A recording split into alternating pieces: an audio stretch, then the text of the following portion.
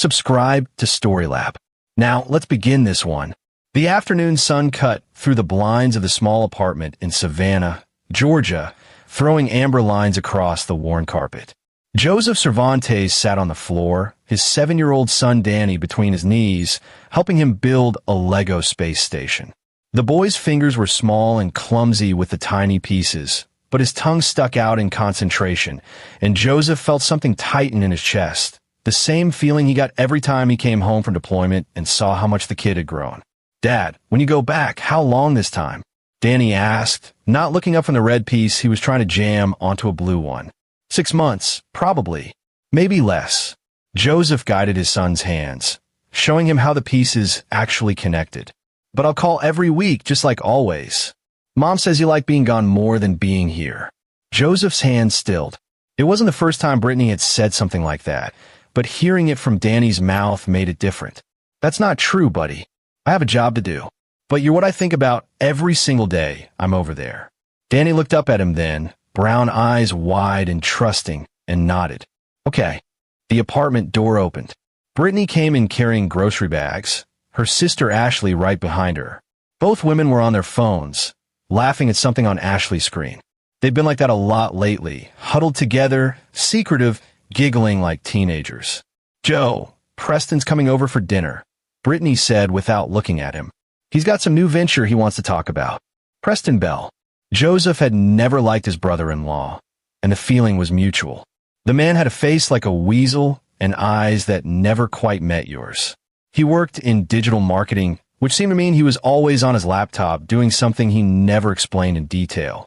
Ashley had married him 3 years ago, and the whole family treated him like he was some kind of tech genius because he drove a new BMW. "I've got PT at 0500, Joseph said. "I'm not staying up late. It'll just be a quick dinner, Joe. Don't be rude." Brittany finally looked at him, and there was something in her expression he couldn't quite read. Family's important. Joseph nodded slowly, something nagging at the back of his mind. Brittany had been different since he'd gotten back from his last deployment 8 weeks ago. Distant. Cold, even. She barely looked at him anymore, barely touched him. He'd try to talk about it, but she'd shut him down every time. "Tired," she'd say. "Headache." "Not now." His phone buzzed. A text from his CEO, Cervantes, "Heads up. Deployment moved up. Brief Monday, 0900. He closed his eyes. Danny had just gotten used to him being home. "Dad." Danny tugged on his sleeve. "The antenna piece." Joseph pushed the thought away and handed his son the piece. "Right here, buddy." Dinner was tense. Preston arrived wearing an expensive suit and carrying a bottle of wine that probably cost more than Joseph made in a week. He talked nonstop about his new project, some kind of streaming platform for exclusive content, while Ashley hung on his every word. Brittany kept refilling Preston's wine glass and laughing at jokes that weren't funny. Joseph ate his chicken in silence, watching. Danny had been sent to his room after eating, which was unusual. Normally, Brittany let him stay up when they had company. The beauty of the platform, Preston was saying, his words slightly slurred now, is the anonymity. Viewers pay premium prices for content they can't get anywhere else. We're talking 5-6 figures a month. "That's amazing, honey," Ashley cooed, squeezing his arm. Joseph set down his fork. "What kind of content?" Preston's eyes flickered to him, then away. "Exclusive stuff. Nothing illegal, of course. Just niche audiences." "Niche," Joseph repeated. "Very niche," Brittany said quickly. "Should we have dessert?" After they left, Joseph helped Brittany clean up. She was quiet, avoiding his eyes. He'd been married to her for 9 years. He knew when she was hiding something. "What's really going on with Preston's business?" he asked. "I don't know what you mean." "Britt, come on." She turned to him, and her face was cold. "You never hear, Joe. You don't get to come home and interrogate me about my family." "Your family?" "He's married to your sister, not." "Just stop." She threw the dish towel on the counter. "I'm tired. I'm going to bed." He stood in the kitchen alone, listening to her footsteps fade down the hallway. Something was wrong. Something had been wrong for months, maybe longer. He'd been deployed so much in the last 3 years that he'd missed it, whatever it was. The thought made his stomach turn. Joseph checked on Danny before going to bed. The boy was asleep, curled around his stuffed dinosaur, face peaceful. Joseph stood in the doorway for a long moment, memorizing the scene. In 2 weeks, he'd be back in the desert, and these quiet moments would feel like another lifetime. The notification came at 0530 the next morning while Joseph was doing push-ups in the living room. His phone buzzed on the coffee table, a text from a number he didn't recognize. No message, just a link. He almost deleted it. Spam links came through all the time, but something made him click it. The page loaded slowly. A streaming interface, black background, professional design. The title made his blood freeze. Breaking a Soldier's Son, live now. His finger hovered over the screen. Then he pressed play. The video quality was high definition. A gray concrete room, fluorescent lights, and in the center, strapped to a chair too big for him, was Danny. His Danny. His son was wearing the same pajamas he'd been sleeping in 2 hours ago. Joseph's vision narrowed. His heart rate spiked, but his hand stayed steady. Ranger training, muscle memory, the ability to function through shock. He turned up the volume. Danny was crying, head hung forward, small body shaking. A voice off camera spoke. 3 hours in the stress position. Let's see if this little warrior has what his father has. Preston's voice. Joseph would recognize that nasal tone anywhere. The camera panned, and Joseph saw the viewer count in the corner. 47 people watching. And in the chat sidebar, messages scrolled past. Finally, some good content. These military brats need to learn. How long until he breaks? And then, one message that made his stomach drop. Brittany_C. He's weaker than his father. This is disappointing. His wife was in the chat. His wife was watching their son being tortured and commenting on it.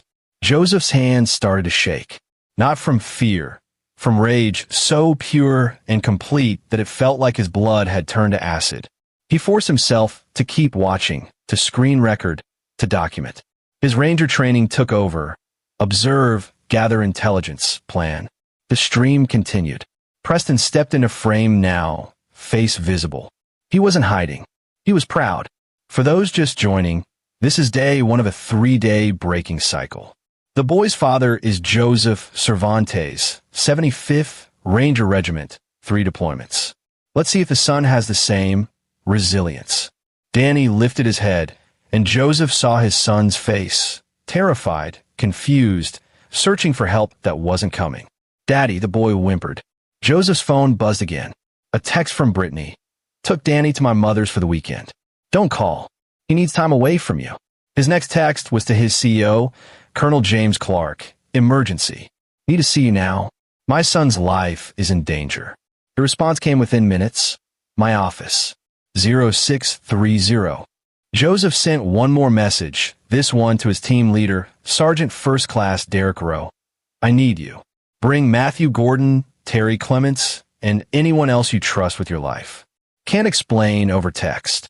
Then he sat on the couch, phone in his hand, and watched the stream. He watched his son suffer. He recorded every second, and he planned.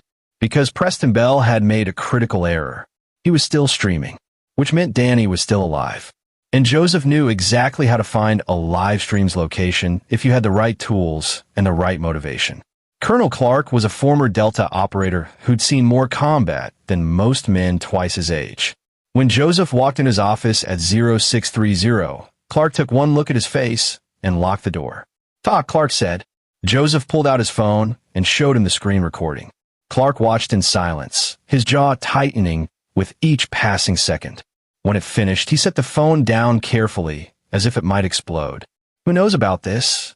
Clark asked. You. My team. I called them in. No one else. The mother. She's part of it. Joseph's voice was flat, empty. She's in the chat, watching, cheering. Clark stood up and walked to the window, hands clasped behind his back. You know what you're asking me to do? I'm not asking, sir. I'm telling you. I've got a plane to catch in 4 hours, and I'm going to be on it. I've got the technical skills to trace that stream. I will find my son. The only question is whether I do it alone or with backup. That sounds like a threat, Sergeant Cervantes. It's a fact, sir. Joseph leaned forward. Approve my emergency leave right now, or I go AWOL. Court-martial me after. I don't give a damn, but I'm getting my son back today. Clark turned around. How many men do you need? 8. You'll have them. Off the books. This conversation never happened. Clark sat down and pulled out a form, signing it with swift, angry strokes. You find that boy. And Cervantes? I never liked watching pedophiles and sadists walk away from crimes they committed against military families. You understand what I'm saying? Joseph understood perfectly. Yes, sir. Good. Get your team and get out of here. I'll handle the paperwork. By 800, Joseph had 8 Rangers assembled in a safe house outside base. Derek Rowe was there, along with Matthew Gordon, Terry Clements, and 5 others. Sergio Farrell, Eric Pugh, Simon Doherty, Charlie Fuller, and Will Galloway. Every one of them had deployed with Joseph multiple times. Every one of them had his back. Joseph showed them the video. No one spoke. When it finished, Derek looked at him and said simply, "What's the plan? I can trace the stream, but I need equipment." Eric, you still have your contact at Fort Gordon? Eric Pugh nodded. NSA liaison. Owes me a favor. Call it in. I need signal intelligence gear, portable, within 2 hours. Done. Matthew weapons. Non-traceable if possible. This goes sideways. I don't want it coming back on anyone but me. Matthew Gordon cracked his knuckles. I know a guy. The rest of you, standard kit. Light assault, room clearing, hostage extraction. We're going to find where they're holding my son, and we're going to get him out. Fast and quiet if we can. Loud and violent if we can't. Simon Doherty raised a hand. What about the mother? Joseph's face went hard. She's my problem, not yours. And the man running the show? Charlie Fuller asked. Preston Bell. He's mine too. Derek stood up. Joe, we need to talk about what happens after. This isn't a sanctioned op. If we cross certain lines. I'll cross them alone, Joseph interrupted. You guys extract Danny and get out. Whatever happens to me after that is my choice. Bullshit, Terry Clements said. We're Rangers. We don't leave men behind. That includes you. The others nodded in agreement. Joseph felt something crack in his chest, something that had been holding him together. These men, his brothers, were willing to risk everything for him and his son. Thank you, he managed. Don't thank us yet, Eric said. Let's go get your boy. By 1100, they had the equipment. Eric's NSA contact had come through with a portable signals intelligence kit that could trace an IP address through multiple VPN layers and proxy servers. Joseph set it up on a laptop in the safe house, pulled up the streaming link, and started working. Preston had been smart enough to use TOR routing in several proxy layers, but he'd made one critical mistake. He'd kept the stream live for over 6 hours now. That much continuous data flow, even routed through anonymizing networks, left traces. Joseph had learned advanced signals intelligence during his time in Afghanistan, tracking Taliban communications. This was similar, just with different stakes. After 45 minutes, he had it. A physical address in rural South Carolina, about 200 miles away. An old farm property, isolated, perfect for what they were doing. Got it, Joseph said. We roll in 2 hours. Time to prep. The Rangers moved with practiced efficiency, checking weapons, reviewing building entry procedures, planning contingencies. Joseph pulled up satellite imagery of the property. A main farmhouse, 2 outbuildings, 1 barn. Lots of open ground, which meant approaching quietly would be difficult. They're going to have security, Derek said, studying the images. Probably cameras, maybe armed guards. The stream is still live, Joseph said, checking his phone. Which means they're confident. Overconfident. That's good for us. Well, Galloway looked over Joseph's shoulder. Wait, check the viewer count. Joseph looked. It had grown. Now, 73 people were watching his son suffer. In the chat, more messages. Brittany_C. I paid extra for this. Make it hurt more. _Bell. My husband is an artist at this. Ashley. Preston's wife. Both sisters were in on it. Actively participating, paying for it. Joseph's hands clenched into fists. Matthew put a hand on his shoulder. Stay focused, brother. We get Danny first. Everything else comes after. Right? Joseph took a breath, forced the rage down into a cold, controlled place. Let's move. They drove in 2 vehicles, a nondescript van and an SUV, both acquired by Matthew from sources that wouldn't ask questions. The drive to South Carolina, took 3 hours. Joseph spent it watching the stream, monitoring, making sure Danny was still alive. His son had been taken down from the chair now, lying on a thin mat in the corner of the room, not moving much. Joseph couldn't tell if he was unconscious or just exhausted. Preston appeared on camera periodically, speaking to his audience. Tomorrow, we'll begin the psychological phase. The boy needs to understand that his father isn't coming, that the military hero myth is just that, a myth. These children grow up worshiping their fathers, and it makes them weak. We're performing a public service. Public service, Charlie muttered from the driver's seat. I'm going to enjoy this. Steady, Joseph said. We do this clean, in and out, no unnecessary risks. But even as he said it, he knew he was lying. There was nothing clean about what he was planning.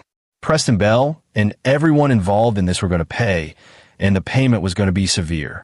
They arrived at the property at dusk. Joseph and Derek did a recon first, creeping through the woods that bordered the farm. They counted 4 men outside, guards carrying rifles, doing patrol circuits. Professional enough to be trained, sloppy enough to be overconfident. Inside the main house, lights blazed from the basement windows. That's where they were holding Danny. Joseph could see shadows moving inside, multiple people. Back at the vehicles, Joseph briefed the team. 4 exterior guards, unknown number inside. We going fast. Sergio, well, you take the 2 guards on the north side. Eric and Simon, south side. Quiet takedowns, no guns unless necessary. Rest of us go straight for the basement. Matthew, Terry, you're on overwatch. Anyone comes out that isn't us, drop them. Everyone nodded. One more thing, Joseph said. Preston Bell is mine. Anyone else gets in your way, do what you need to do. But Bell is mine. Understood, understood, they said in unison. Joseph checked his watch. 1947 hours. He pulled up the stream one more time. Still broadcasting. Danny was still in the corner, awake now, crying softly. 79 viewers. People were paying to watch his child break. Let's go hunting, Joseph said. The Rangers moved like ghosts through the darkening woods. Sergio and Emil split off to the north, Eric and Simon to the south. Joseph, Derek, and Charlie headed straight for the main house. Matthew and Terry found elevated positions with sight lines on all exits. The first guard went down without a sound. Sergio's knife work was efficient and silent. We'll took the second one with a chokehold that put the man unconscious in 4 seconds. Eric and Simon's targets dropped just as quietly. Joseph reached the basement door on the side of the house. Locked, but Charlie had a breaching tool that made short work of it. They descended the stairs in tactical formation, weapons up, silent. The basement was larger than it had appeared on camera. 3 rooms. The first was empty. The second had computer equipment, multiple monitors showing the streaming interface, professional camera setup, sound equipment. This wasn't amateur hour. This was a full production. The third room was where they were keeping Danny. Joseph breached the door, and the scene burned itself into his memory. Danny in the corner, curled up, shaking. Preston Bell at a desk, typing on a laptop. 2 other men in the room, both armed. The gunmen reached for their weapons. Derek shot one through the shoulder. Charlie put the other on the ground with a perfect leg shot. Both men went down screaming. Preston spun around, face going white. What? How did you? Joseph crossed the room in 3 strides and put his rifle barrel against Preston's forehead. Streaming ends now. Preston's hand shot up. Wait, you can't just. Close the stream. Now. Preston's fingers shook as he clicked the mouse, shutting down the broadcast. The viewer count disappeared. 79 people had just lost their entertainment. Danny's voice, small and broken, Daddy? Joseph wanted to go to him immediately, but he kept his weapon trained on Preston. Derek moved past him and knelt beside Danny, gently scooping the boy up. Hey, little man, we've got you. You're safe now. Joseph glanced back long enough to see his son's face pressed into Derek's shoulder, and the relief almost buckled his knees. But he forced himself to focus on Preston. How many others? Joseph asked, voice like ice. I don't. Joseph pressed the rifle harder against his skull. How many other children? 3, Preston gasped. 3 others, different locations. Where? I'll tell you, just please. Where? Preston rattled off 3 addresses. Charlie wrote them down, then relayed them to Matthew and Terry on comms. "We're going to make some calls," Charlie said. "Get law enforcement to those locations. Save those kids." "Good," Joseph said. "Now, Preston, let's talk about what happens next." Joseph zip-tied Preston to the chair his son had been tortured in. Then he went to Danny. The boy was conscious but barely, eyes unfocused, body trembling.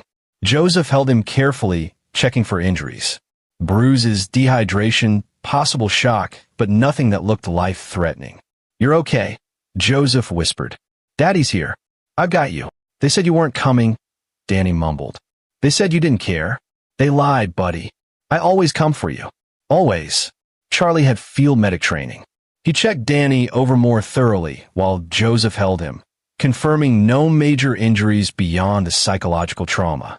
"He needs a hospital," Charlie said quietly. "But he's going to be okay." "Get him out," Joseph said. "Derek, take Danny to the van. Call an ambulance to meet you halfway back. Tell them you found him wandering by the road, anything. Keep our involvement out of it for now." Derek hesitated. "Joe, what are you going to do? What needs to be done? Don't do anything that'll ruin your life." "Danny needs his father." Joseph looked at his son, then at Preston Bell, tied to the chair, and then back at Derek. "I know what I'm doing. Trust me." Derek held his gaze for a long moment, then nodded. He carried Danny up the stairs. Charlie followed, leaving Joseph alone with Preston. Preston was sweating now, eyes wide. "Look, I can pay you. I've got money, lots of it. This doesn't have to." Joseph backhanded him hard enough to split his lip. "Don't talk. Just listen." He pulled out his phone and opened the screen recording of the stream. "This video is going to several places. First, every major law enforcement agency in the country. FBI, local police, military investigators. You're going to be famous, Preston. You can't." "Second," Joseph continued, "it's going to several of my contacts in the intelligence community. People who track dark web content. They're going to identify every single viewer who paid to watch my son suffer. And they're going to expose them." Preston's face went gray. "Third, and this is my favorite part," Joseph said, leaning close, "I'm going to post this to the same networks you use to advertise your stream. The dark web forums, the encrypted chat rooms, all of it. Every criminal who paid you money, every sick bastard who participated, they're all going to know that you kept records, that you documented everything, that you can identify them." Preston's eyes widened in horror as he understood. "They'll kill me." "Yes," Joseph said simply. "They will. See, I thought about killing you myself. Would have been easy, would have felt good. But then I realized, why dirty my hands when I can let your own network do it for me? You're a liability now, Preston. A loose end. And people like you don't tolerate loose ends." "Please," Preston whimpered. "Please, I have information. I can give you names, locations." "Oh, you're going to give me all of that anyway." "Right now, in fact." Joseph spent the next hour extracting every piece of information from Preston Bell. Names, addresses, payment records, client lists, locations of other children, everything. He recorded it all, documenting the entire network. Then he made good on his threat. Using Preston's own equipment, he uploaded the stream recording to law enforcement databases. He sent the documentation to FBI field offices. And he posted it all to the dark web forums where Preston had advertised his services, along with a simple message. Preston Bell kept detailed records. He knows all your names. He will talk. Finally, he called Colonel Clark. "Sir, I have Danny. He's safe. I'm sending you coordinates for this location and 2 others where they're holding children. I've also sent you evidence files. You're going to want to mobilize MPs and investigators immediately." "Already done," Clark said. "Good work, Sergeant. What about the primary target?" Joseph looked at Preston, who was crying now, begging. "I'm leaving him here. Alive. For now. Understood. Get yourself and your team out of there. We'll handle cleanup." Joseph hung up and stood over Preston. "You know what the worst part is? You're going to survive tonight. You'll get arrested, tried, probably get life in prison. But you won't make it a month in general population once they know what you did. Child abusers don't last long in prison. And even if they put you in protective custody, someone will get to you eventually. because I'm going to make sure everyone in whatever facility you're sent to knows exactly what you streamed. Why? Preston sobbed. Why not just kill me now? Because that would be mercy, Joseph said. And you don't deserve mercy. He walked out, leaving Preston tied to the chair to be found by law enforcement to face everything Joseph had put in motion. Outside, the team was waiting. Eric had already made the anonymous calls about the other locations. Child Protective Services and FBI were en route. Matthew and Terry had secured the exterior, making sure no one else would interfere. Clean? Derek asked. Clean enough, Joseph said. Let's move. They drove away from the farmhouse as sirens began to wail in the distance. Joseph sat in the back of the van, checking his phone. The stream was still offline, but he could see the dark web forums lighting up with activity. His message had been received. Preston Bell's former customers were very, very concerned. Good. The ambulance met them 40 miles outside Savannah. Paramedics took Danny, who was now sleeping fitfully, and rushed him to Memorial Health. Joseph followed in the van, Derek driving. The rest of the team scattered, returning to base through different routes. No communication between them, just as planned. At the hospital, Joseph sat in the ER waiting room while doctors examined his son. A nurse came out after an hour. He's stable. Dehydrated, exhausted, trauma responses, but nothing physically serious. He's gonna need therapy, though. A lot of it. Whatever he needs, Joseph said. Are you the father? I am. He's asking for you. Joseph followed her to the room. Danny was in a hospital bed, for in his arm, eyes open but tired. When he saw Joseph, he started crying again. Joseph sat on the edge of the bed and pulled his son into a careful hug. I've got you. You're safe. No one's ever going to hurt you again. Mom was there, Danny whispered. She was watching on the computer. She was smiling. Joseph's jaw tightened, but he kept his voice gentle. I know, buddy. I saw. Why? That was the question Joseph didn't have an answer for. Why would a mother do that to her own child? What kind of sickness, what kind of evil would make someone capable of that? I don't know, he said honestly, but she's never going to hurt you again either. I promise. A Savannah police detective arrived an hour later, asking questions. Joseph had his story ready. He'd received an anonymous tip about his son's location, drove there immediately, found Danny alone in an abandoned farmhouse. He called 911 and brought Danny straight to the hospital. Simple, verifiable, and just true enough to be believable. The detective didn't push. We got a weird situation, he said. FBI raided that farmhouse an hour after you say you left.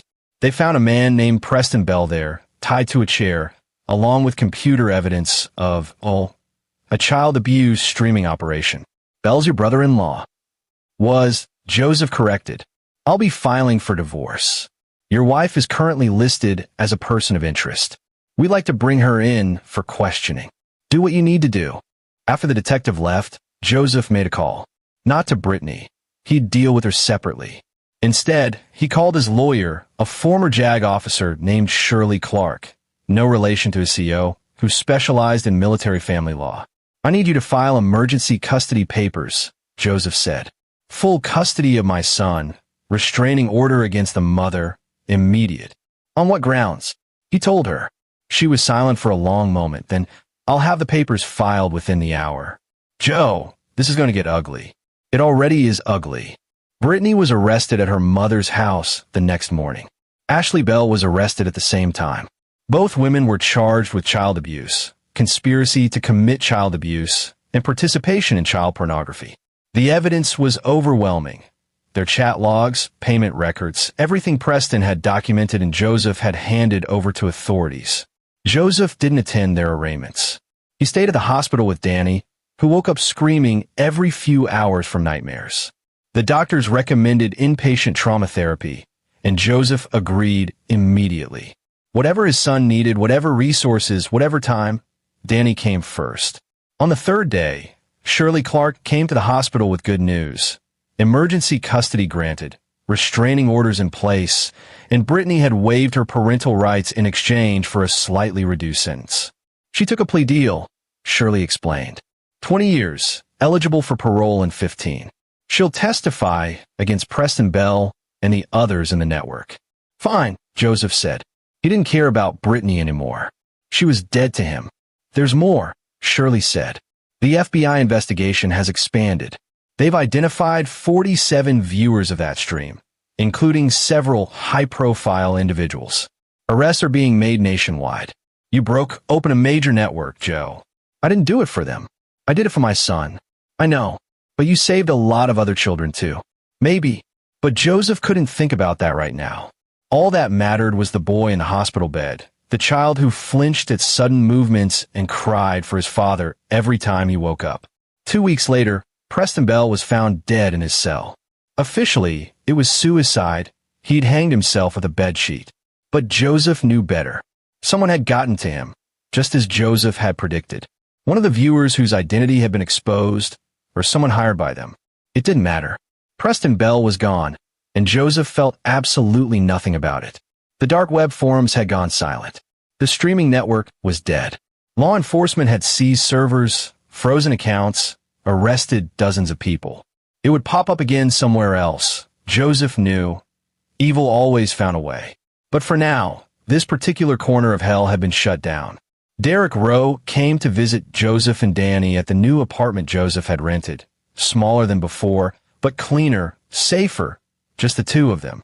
Danny was in therapy 4 times a week and making slow progress.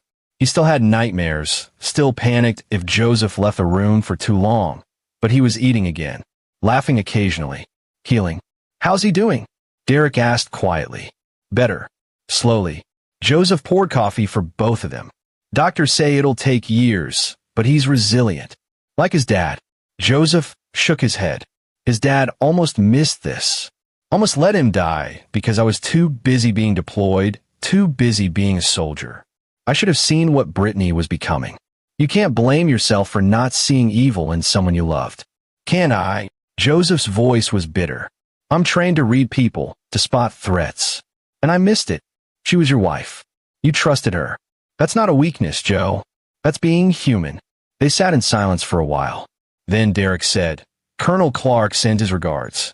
He wanted me to tell you that your actions are officially classified. No records, no questions, no consequences. As far as the Army's concerned, you were on approved leave the entire time. Thank him for me. He also said if you ever need backup again, the team's ready. All 8 of us. Joseph smiled for the first time in weeks. Tell them I said thanks. But hopefully, we're done with that kind of work. Hopefully. Derek stood to leave. You're a good father, Joe. Don't forget that. You moved heaven and earth for your boy. Most kids don't have someone who'll fight that hard for them. After Derek left, Joseph went to Danny's room. His son was building Legos again, the same space station they'd started before everything fell apart. Danny looked up and smiled. A real smile, small but genuine. Can you help me? Danny asked. Always, Joseph said, sitting down beside him. They built together in comfortable silence. The pieces clicked into place, structure forming from chaos, something broken becoming whole again. It wasn't fast, it wasn't easy, but it was happening. Outside, the sun was setting over Savannah, painting the sky in shades of orange and gold. Tomorrow, Joseph would start the paperwork for a transfer to a training command. No more deployments, no more months away from his son. He'd take a pay cut, sacrifice career advancement, and he didn't care. Danny needed him here, and Joseph would never leave him again. His phone buzzed. A text from an unknown number. Thank you for saving my daughter. She was in one of the houses you called in. We'll never forget what you did. Joseph didn't respond. He didn't need thanks. He'd done what any father would do. Protected his child and stopped the monsters who'd hurt him. And if more monsters appeared? Well, Joseph knew how to deal with monsters now. He had 8 brothers who'd answer his call, and a very specific set of skills that made him exceptionally dangerous to people like Preston Bell. But for now, he was just a father sitting on the floor with his son, building a space station one piece at a time, helping him heal. Danny leaned against him, small and warm and alive. Dad, yeah, buddy. I'm glad you came for me. Joseph wrapped an arm around his son's shoulders. Always, Danny. Every single time. I'll always come for you. And he meant it. Whatever battles lay ahead, whatever demons his son had to face as he healed from this trauma, Joseph would be there. Not as a ranger, not as a soldier, but as a father. The most important mission he'd ever have. The Lego space station grew taller. Outside, night fell, and in a small apartment in Savannah, Georgia, a father and son built something together that couldn't be broken by streaming videos or sadistic in-laws or the darkness that sometimes lived in human hearts. They built hope, and that was worth everything. This is where our story comes to an end. Share your thoughts in the comments section. Thanks for your precious time. If you enjoyed this story, then please make sure you subscribe to this channel. That would help me a lot. Click on the video you see on the screen, and I will